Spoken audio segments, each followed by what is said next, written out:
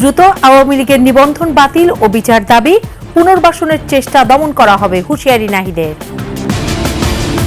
সংস্কার ও নির্বাচনকে মুখোমুখি দাঁড় করানো হচ্ছে বললেন তারেক রহমান।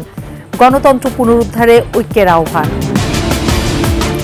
বাংলাদেশ গণমাধ্যম কমিশন গঠনের প্রস্তাব, বেতন কাঠামো নিয়ে তথ্য উপদেষ্টার হতাশা। রক্তাক্ত গাজায় 2 দিনে শিশুসহ 130 ফিলিস্তিনি নিহত, দেশে দেশে বিক্ষোভ।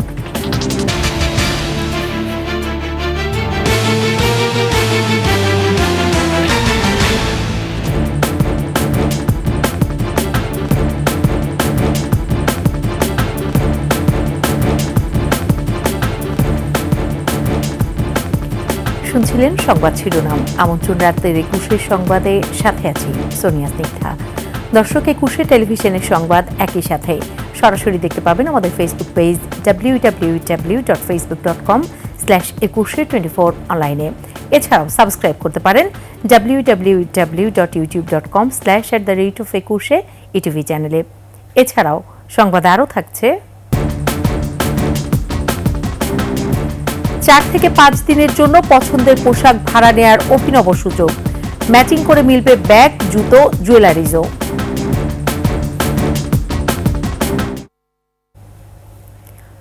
জনগণকে সেনাবাহিনীর বিরুদ্ধে দাঁড় করানোর ষড়যন্ত্র হচ্ছে বলে অভিযোগ করেছেন জাতীয় নাগরিক পার্টির মুখ্য সংগঠক হাসনাত আব্দুল্লাহ।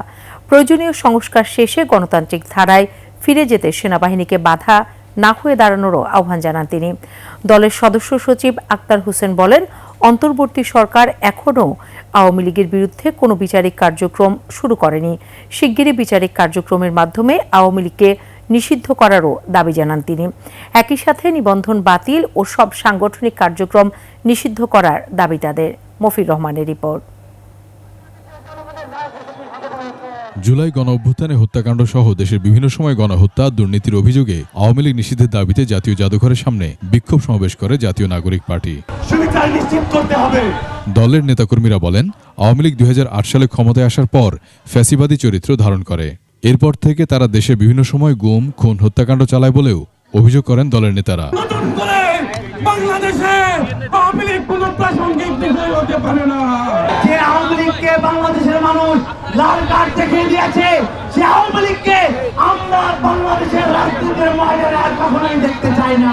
দলের মুখ্য সংগঠক বলেন, পিলখানা হত্যাকাণ্ড থেকে শুরু করে জুলাই হত্যাকাণ্ড, এইসব অভিযোগে আওয়ামী লীগকে অভিযুক্ত করে বিচারিক কার্যক্রম শুরু করতে হবে। আওয়ামী লীগ পালাতে বাধ্য হয়েছে গণঅভ্যুত্থানের মধ্য দিয়ে। পৃথিবীর ইতিহাসে কোথাও কোনো নজির নেই। আওয়ামী লীগের নাম, আওয়ামী লীগের মার্কা এবং আওয়ামী লীগের আদর্শ এই বাংলাদেশের রাজনীতি করার অধিকার হারিয়েছে। সেনাবাহিনীর বিরুদ্ধে জনগণকে দাঁড় করানোর ষড়যন্ত্র হচ্ছে বলে অভিযোগ করেন তিনি। সেনাবাহিনীর এগেইনস্টে জনগণকে দাঁড় করিয়ে দেওয়ার এক ধরনের ষড়যন্ত্র হচ্ছে। আমরা বলতে চাই, আমাদের অবস্থান সেনাবাহিনীর বিরুদ্ধে নয়, বরং সেনাবাহিনীকে দিয়ে আমাদের দেশে তাদেরকে অপব্যবহার করে কোন ষড়যন্ত্র যদি করতে চায়, আমাদের অবস্থান সেটির বিরুদ্ধে। বাংলাদেশ সেনাবাহিনীর উপর আমাদের পূর্ণ আস্থা, পূর্ণ সমর্থন এবং এই ইনস্টিটিউশনের উপর আমাদের পূর্ণ শ্রদ্ধা রয়েছে।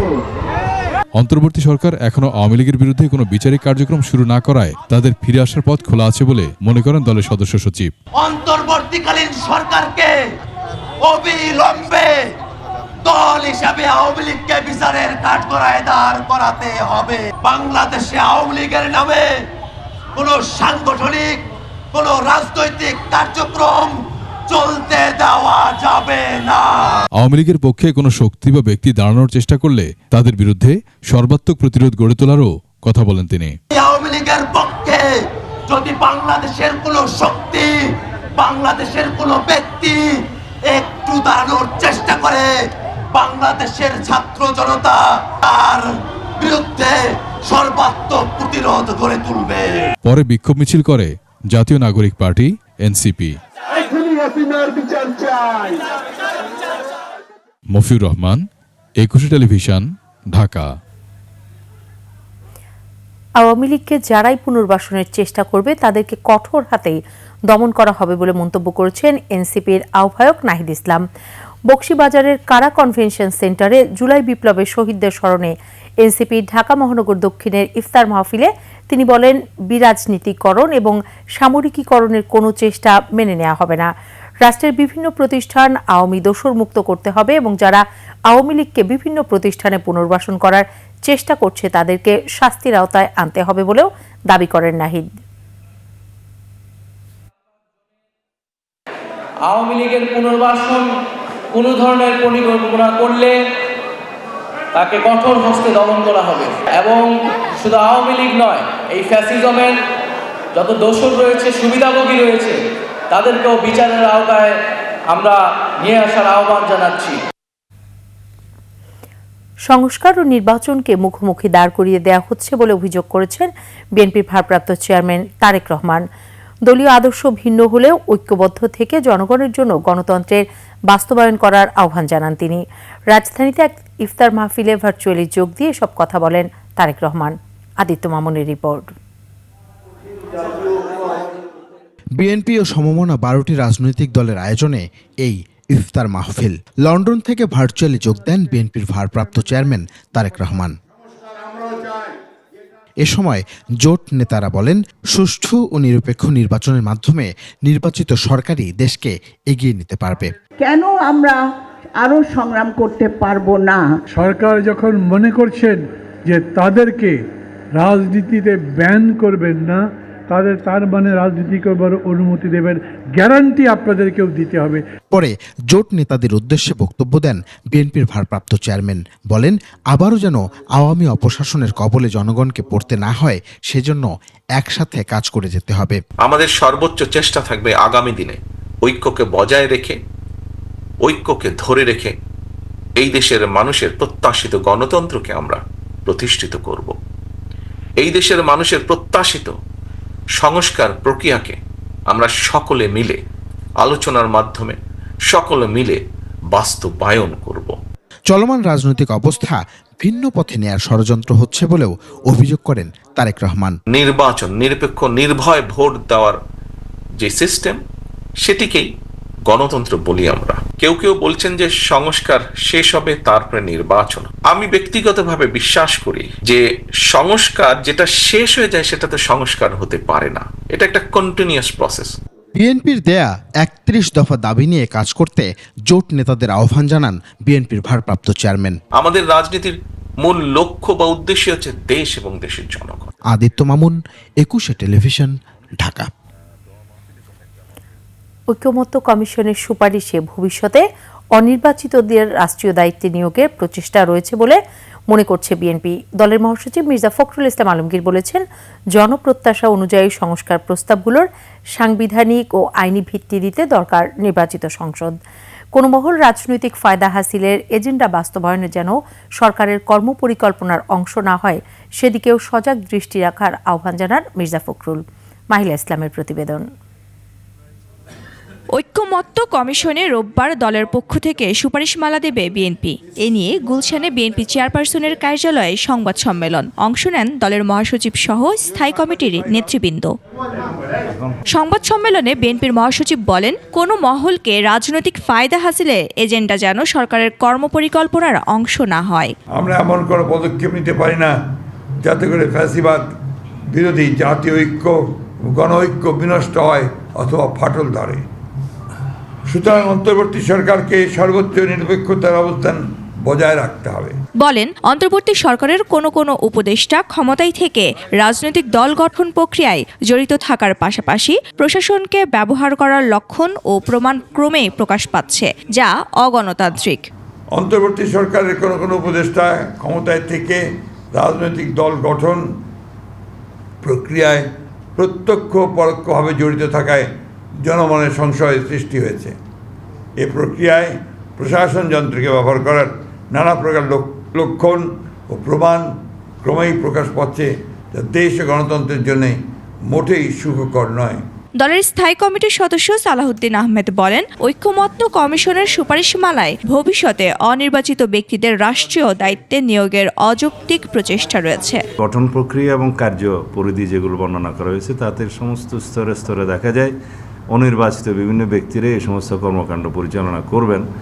এবং সাংবিধানিকভাবে তাদেরকে ক্ষমতায়ন করার প্রস্তাব করা হয়েছে। তাতে করে দেখা যাবে নির্বাচিত প্রতিনিধিদের আর কোনো গুরুত্ব নেই। প্রায় সকল গুরুত্বপূর্ণ কার্যাবলী রাষ্ট্রের অনির্বাচিত প্রতিনিধিদের সমন্বয়ে সম্পন্ন হবে, যদি এগুলা গৃহীত হয়। কমিশনের সুপারিশের সাথে কয়েকটি বিশেষ রাজনৈতিক দলের বক্তব্য বিবৃতির মধ্যে মিল পাওয়া, যা নিয়ে জনমনে আশঙ্কা তৈরি হচ্ছে বলেও জানায় বিএনপি। মাহিলা ইসলাম, 21 টেলিভিশন, ঢাকা। জাতীয় পার্টি ও আওয়ামী লীগকে নির্বাচন থেকে দূরে রাখা মানে দেশের অর্ধেক জনগোষ্ঠীকে দূরে রাখা হবে বলে মন্তব্য করেছেন জাতীয় পার্টির চেয়ারম্যান জি.এম. কাদের। রংপুরে মহানগর ও জেলা জাতীয় পার্টির ইফতার মাহফিলে তিনি বলেন, এই দুই দলকে বাদ দিয়ে নির্বাচনের অপচেষ্টা করা হলে তা দেশে বিদেশে গ্রহণযোগ্য হবে না। যেখানে বাধা আসবে সেখানে প্রতিরোধ গড়ে তুলতে দলের নেতাকর্মীদের আহ্বান জানান জি.এম. কাদের। আওয়ামী লীগকে বাদ দিলে এবং জাতীয় পার্টিকে বাদ দিলে অর্ধেক লোক নিয়ে নির্বাচন হবে। সেই নির্বাচন কোনো সময় অবাধ, সুষ্ঠু, নিরপেক্ষ নির্বাচন করা বলা যাবে না। আর এটা আমাদের পরিষ্কার কথা, প্রতিটি রাজনৈতিক দল, যেগুলো বৈধ রাজনৈতিক দল, তাদেরকে সঠিকভাবে নির্বাচন করার সুযোগ দিতে হবে। সরকারি কর্মকর্তাদের নবম গ্রেডের স্কেলের সমান বেতন ও সাংবাদিকতা করতে ন্যূনতম স্নাতক পাশের প্রস্তাব রেখে 20টি সুপারিশ জমা দিয়েছে গণমাধ্যম সংস্কার কমিশন। সব গণমাধ্যমকে তদারকি ও জবাবদিহিতার আওতায় আনতে নিয়ন্ত্রক প্রতিষ্ঠান হিসেবে বাংলাদেশ গণমাধ্যম কমিশন গঠনেরও প্রস্তাব দিয়েছে কমিশন।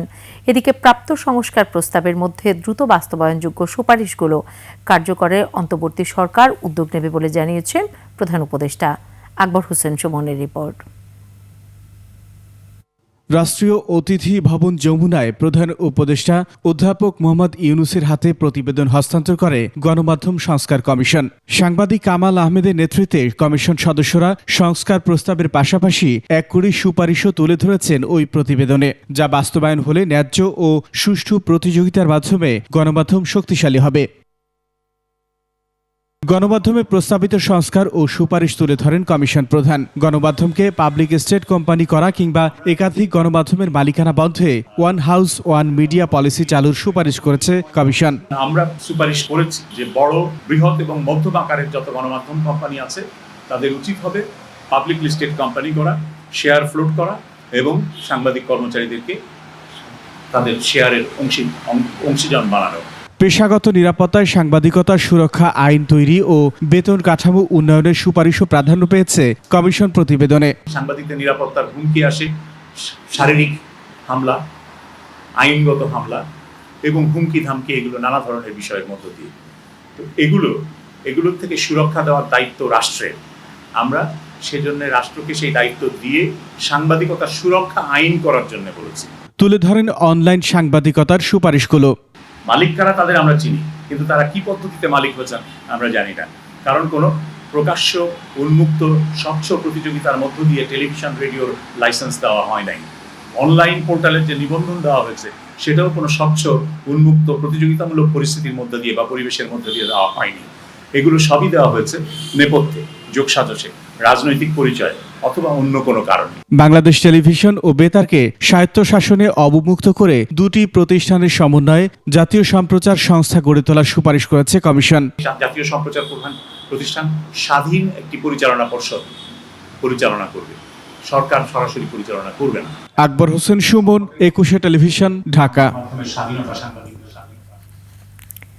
সাংবাদিকদের অধিকার বা প্রাপ্যটুকু নিশ্চিত হলে অনুদানের প্রয়োজন হয় না বলে মন্তব্য করেছেন তথ্য উপদেষ্টা মাহফুজ আলম। ঢাকায় বসবাসরত সাংবাদিকদের বেতন কাঠামো নিয়েও হতাশা প্রকাশ করেন উপদেষ্টা। আর গণমাধ্যম সংস্কার কমিশনের সুপারিশ বাস্তবায়ন হলে এসব সমস্যা কেটে যাওয়ার আশা কমিশন প্রধান কামাল আহমেদের। রাজধানীতে সাংবাদিকদের অনুদান প্রদান অনুষ্ঠানে তারা এসব কথা বলেন। বিস্তারিত শাকির আরজুর রিপোর্টে। মৃত্যুবরণ করা সাংবাদিকদের পরিবার ও অসুস্থ অসচ্ছল সাংবাদিকদের জন্য সরকারের পক্ষ থেকে অনুদান প্রদানের এই আয়োজন। এ সময় ঢাকায় বসবাসরত সাংবাদিকদের বেতন কাঠামো নিয়ে হতাশা প্রকাশ করেন তথ্য উপদেষ্টা। তারা যে সম্মানটা আসলে প্রাপ্য এবং যে অধিকার প্রাপ্য, এটা যদি থাকতো হয়তো ওই কল্যাণ ট্রাস্টের এই কাজটা ওইভাবে দরকার হতো না। ঢাকা শহরেই আসলে সাংবাদিকদের একটা মানবেতর জীবনযাপন করতে হয়, এটা আমরা জানি। আমি নিজেও সাংবাদিকতার জন্য চেষ্টা করেছি, তখন দেখেছি যে 10,000, 11,000, 12,000 টাকা বেতনের কথা বলে। 10,000, 12,000 টাকা বেতনে সাব এডিটর বা এই যে নিউজ রুমে কাজ করা, এই জিনিস দিয়ে আসলে বাংলাদেশে এখন ঢাকা শহরে একটা ফ্যামিলিতে দূরে থেকে একটা ফ্ল্যাট ভাড়াও পাওয়া যাবে না। গণমাধ্যম সংস্কার কমিশনের সুপারিশ বাস্তবায়ন হলে সাংবাদিকদের অনেক সমস্যাই কেটে যাবে বলে আশাবাদ ব্যক্ত করেন কমিশন প্রধান কামাল আহমেদ। গণমাধ্যম কমিশন যে সুপারিশমালা দিয়েছে সেই সুপারিশমালা বাস্তবায়িত হবে। সাংবাদিকদের আর্থিক নিরাপত্তার দিকটা সরকার নিশ্চিত করবে। চ্যালেঞ্জিং পেশা সাংবাদিকতায় গণমাধ্যম কর্মীদের ন্যূনতম প্রাপ্যটুকু নিশ্চিতের তাগিদ উঠে আসে এই আয়োজন থেকে। 374টি পরিবারকে প্রায় 2 কোটি টাকা অনুদান দেয়া হয়। শাকেরা আরজু, 21 টেলিভিশন, ঢাকা। এবার গাজা প্রসঙ্গ। হামলা চালিয়ে গেল 2 দিনের শিশুসহ আরও 130 ফিলিস্তিনিকে হত্যা করেছে নেতানিয়াহু বাহিনী। দক্ষিণ লেবাননেও কয়েক ডজন রকেট হামলা চালিয়েছে তেল আবিব। এদিকে গাজায় যুদ্ধবিরতির জন্য ইসরায়েলের প্রতি আহ্বান জানিয়েছে জার্মানি, থাইল্যান্ড, ফ্রান্স ও যুক্তরাজ্য। আর গাজা হামলার প্রতিবাদে বিক্ষোভ চলছে বিভিন্ন দেশে। আফসানা নীলার রিপোর্ট। আবারও রক্তাক্ত গাজা। গেল 48 ঘন্টায় ইসরায়েলি হামলায় প্রাণ গেছে শিশুসহ শতাধিক ফিলিস্তিনির। সবশেষ অবরুদ্ধ গাজা উপত্যকায় বড় বিমান হামলায় 5 শিশু নিহত হয়। হামলা অব্যাহত থাকায় ধ্বংসস্তূপের নিচে আটকা পড়েছেন অনেকে। এর আগে তার্কিশ প্যালেস্টাইন ফ্রেন্ডশিপ হাসপাতাল ও একটি মেডিকেল বিদ্যালয় গুঁড়িয়ে দেয় ইসরায়েলি বাহিনী। এটি গাজায় ক্যান্সার রোগীদের জন্য বিশেষায়িত হাসপাতাল ছিল। বিবিসি বলছে ইসরায়েলের পররাষ্ট্র মন্ত্রণালয় দেশটির সামরিক বাহিনীকে গাজা উপত্যকার আরও এলাকা দখল করার নির্দেশ দিয়েছে। হামাসের হাতে বন্দী বাকি জিম্মিদের মুক্তি না দিলে গাজার কিছু অংশ স্থায়ীভাবে দখলের হুঁশিয়ারিও দিয়েছে তেল আবিব। এদিকে গাজায় যুদ্ধবিরতির জন্য ইসরায়েলের প্রতি আহ্বান জানিয়েছে জার্মানি, থাইল্যান্ড, ফ্রান্স ও যুক্তরাজ্য। উপত্যকায় মানবিক সহায়তার প্রবেশাধিকার ফিরিয়ে দিতেও ইসরায়েলের প্রতি অনুরোধ জানিয়েছে তারা। অন্যদিকে জেরুজালেমে অব্যাহত আছে গাজায় হামলা বিরোধী বিক্ষোভ। ইসরায়েলি নৃশংসতার প্রতিবাদ জানিয়ে বাংলাদেশ, পাকিস্তান, ইরাক, জর্ডান ও ইন্দোনেশিয়ায় হয়েছে বিক্ষোভ। আফসানা নীলা, ডেস্ক রিপোর্ট, 21 টেলিভিশন। নিচ্ছে সংবাদ বিরতি। যখন ফিরছি তখন অন্যান্য সংবাদের সাথে আরও থাকবে। পারিবারিক পরিবেশে ইয়াবার কারবার, রাজধানীতে সাম্প্রতিক সময়ের বড় চালান উদ্ধার।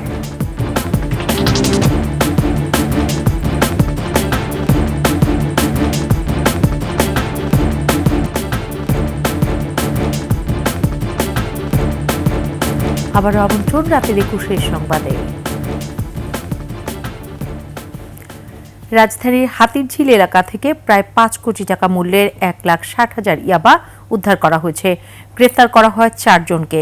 সাম্প্রতিক সময়ে এটি বড় ইয়াবার চালান উল্লেখ করে মাদকদ্রব্য নিয়ন্ত্রণ অধিদপ্তর বলছে, আবাসন ও বাইং হাউসের ব্যবসার আড়ালে তারা মাদকের কারবার চালাচ্ছিল। মাহতাব মিনহাজ জানাচ্ছেন বিস্তারিত। আটক হওয়া এই 4 জনই একই পরিবারের সদস্য। এর মধ্যে রয়েছেন এক দম্পতিও। এ যেন পারিবারিক আবহে মাদকের কারবার। গত 6 মাস ধরে তারা নজরদারিতে থাকলেও বারবার কৌশল পাল্টে থাকতেন ধরাছোঁয়ার বাইরে। রক্ষা মেলেনি শেষ পর্যন্ত। মাদকদ্রব্য নিয়ন্ত্রণ অধিদপ্তরের গোয়েন্দা জালে আটকা পড়তে হলো ফারুক তানিয়া দম্পতি সহ নজরুল ইসলাম ও আল মামুনকে।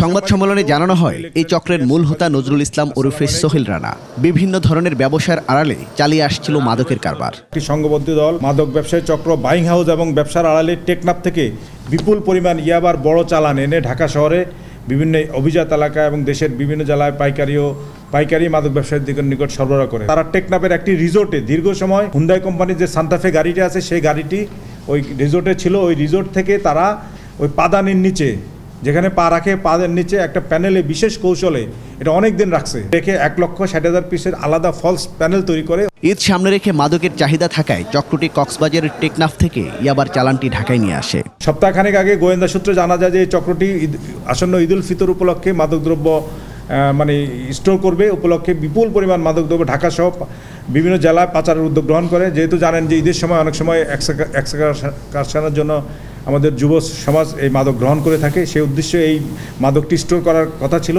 সাম্প্রতিক সময়ের বড় এই চালান আটকের ঘটনায় এরই মধ্যে মামলা করেছে মাদকদ্রব্য নিয়ন্ত্রণ অধিদপ্তর। মাহতাব মিনহাজ, একুশে টেলিভিশন, ঢাকা।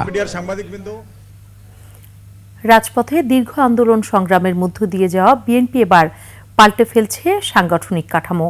নির্বাচনের কথা মাথায় রেখে তরুণদের প্রাধান্য দিয়ে পুনর্গঠিত হচ্ছে প্রায় আড়াই দশক ক্ষমতার বাইরে থাকা দলটি।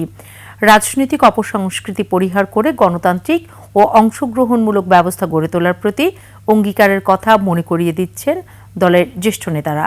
মাহিলা ইসলামের রিপোর্ট। জনগণ কি চায়? তারা চায় বেঁচে থাকবার অধিকার।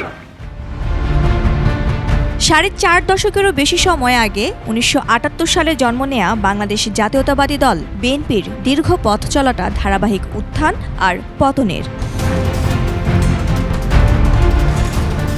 প্রতিষ্ঠাতা এবং সাবেক রাষ্ট্রপতি জিয়াউর রহমানের মৃত্যুর পর দলটির ভার তুলে নেন সহধর্মিণী বেগম খালেদা জিয়া। তারই নেতৃত্বে তিনবার রাষ্ট্রীয় ক্ষমতায় আসে দলটি। তবে 1/11 পরে রাষ্ট্রীয় ষড়যন্ত্রে দলের ভেতরে সৃষ্টি হয় নানা টানাপোড়েনের। লাখো নেতাকর্মীর কারাবরণ আর রাজপথে রক্ত দেওয়ার মধ্য দিয়ে কাটে প্রায় 1.5 দশক। প্রায় অবরুদ্ধ থাকা সেই দল এখন রাজনীতি করতে পারছে বাধাহীন পরিবেশে। দলের ভারপ্রাপ্ত চেয়ারম্যান তারেক রহমানের দূরদর্শী ভাবনায় দল এবার জেগে উঠছে নতুন উদ্দীপনায়, নতুন পথ, নকশা আর তারুণ্য নির্ভর সাংগঠনিক কাঠামোয়। নবীনকে তো জায়গা আমাকে অবশ্যই করে দিতে হবে। আমিও যখন চলে যাব তখন আমার কথা এইভাবে হবে, আমার বয়োজ্যেষ্ঠ যারা নেতা তাদের কথা এইভাবে হবে, হইলে তারাই শিখবেন, জানবেন। এই জন্য আমি মনে করি নবীনেরা আমার চেয়ে ভালো কাজ করতে পারে। দেশের পরিবর্তিত পরিস্থিতি আর নতুন বিশ্ব ব্যবস্থার চ্যালেঞ্জে তরুণরাই হবে এই দলের কাণ্ডারি। এমনটাই জানালেন বিএনপির অন্যতম শীর্ষ নেতা আমির খসরু মাহমুদ চৌধুরী।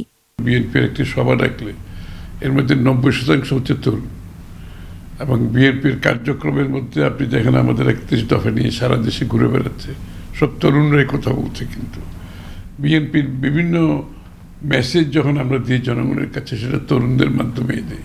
প্রাতিষ্ঠানিকভাবে তরুণদের, যুবকদের নিয়ে বিএনপির একটা আলাদা চিন্তা আছে।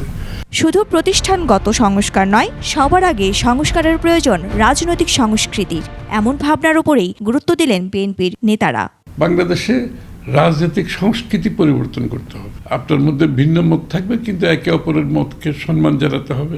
শেখ হাসিনার মতো একটা সংঘাতপূর্ণ সাংঘর্ষিক রাজনীতি যাতে বাংলাদেশ আর কোনোদিন ফিরে না আসে। মাহিলা ইসলাম, একুশে টেলিভিশন, ঢাকা। স্বাদ থাকলেও সাধ্য নেই, আবার সাধ্য থাকলেও মনে হয় অপ্রয়োজনীয়। এসব ভাবতে ভাবতেই দিন পার। তবে আসার কথা লাখ টাকার গর্জিয়াস পোশাক কেনা নিয়ে যারা দোটানায় তাদের জন্য সুখবর। একদিনের জন্য না কিনে সুযোগ থাকছে ভাড়া নেয়ার। পছন্দের পোশাক ভাড়া করে কমপক্ষে 4 থেকে 5 দিন রাখা যাবে নিজের কাছে। শুধু তাই নয়, ম্যাচিং করে সঙ্গে নেওয়া যাবে ব্যাগ, জুতো ও জুয়েলারিজ। বিস্তারিত নাহিদ সিরাজি নিম্মির রিপোর্টে।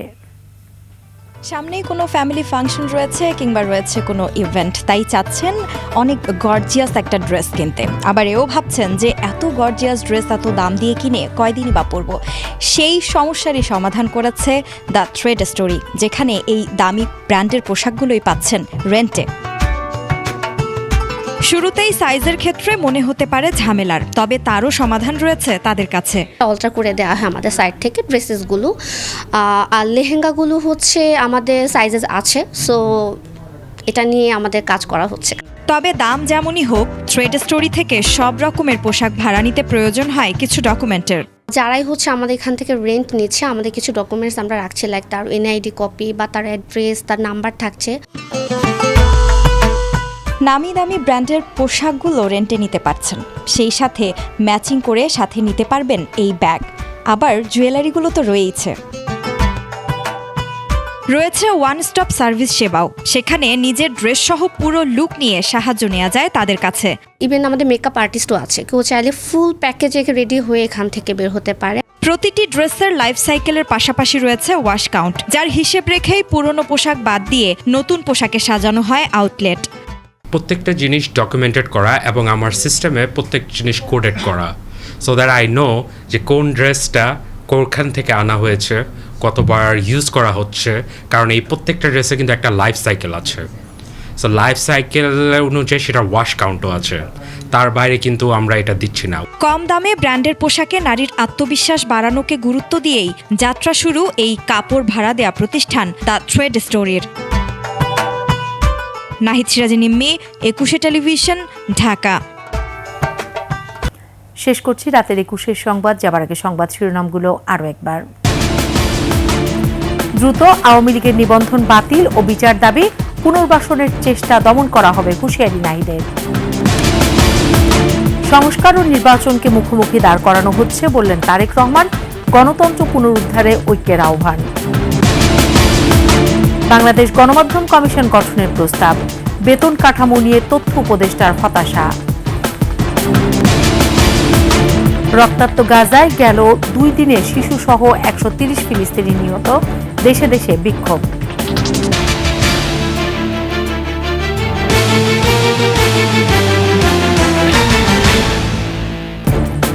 সর্বশেষ সংবাদ জানতে ডায়াল করুন 2021 নম্বরে, আর ভিজিট করুন 21-tv.com ওয়েবসাইটে। ফেসবুকে ভিজিট করতে পারেন www.facebook.com/2124 অনলাইনে। এছাড়াও সাবস্ক্রাইব করতে পারেন www.youtube.com/@21 টিভি চ্যানেলে। এতক্ষণ সাথে থাকার জন্য ধন্যবাদ। পরবর্তী সংবাদ রাত 1টায় দেখার আমন্ত্রণ রইল। 21-এর সাথেই থাকুন।